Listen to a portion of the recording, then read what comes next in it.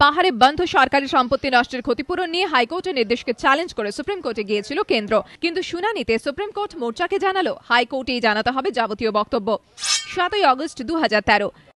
পাহাড়ে জনজীবন স্বাভাবিক রাখতে ব্যর্থ সরকার, মোর্চা লাগাতার বন্ধের বিরুদ্ধে দায়ের করা জনস্বার্থ মামলায় মন্তব্য করে কলকাতা হাইকোর্ট। মোর্চাকে আদালত নির্দেশ দেয় ভয় দেখিয়ে গায়ের জোরে বন্ধ করা যাবে না। 14 আগস্ট 2013।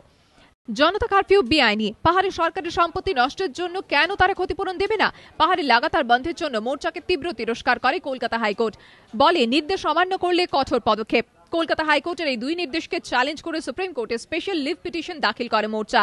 সোমবার মামলার শুনানিতে মোর্চার আইনজীবী বলেন তাঁর মক্কেলের বক্তব্য না শুনে একতরফাভাবে রায় দিয়েছে হাইকোর্ট।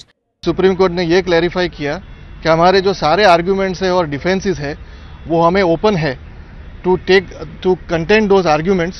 सुप्रीम को हाई कोर्ट के सामने वो सारे आर्ग्यूमेंट रेज करने की हमको लिबर्टी दी हुई है, और सुप्रीम कोर्ट ने यह भी कहा है कि हम हाई कोर्ट को ये भी एप्लीकेशन दे सकते हैं या अपील कर सकते हैं कि पीसफुल स्ट्राइक और पीसफुल हड़ताल जो कहते हैं वो हमें अलाउ करें।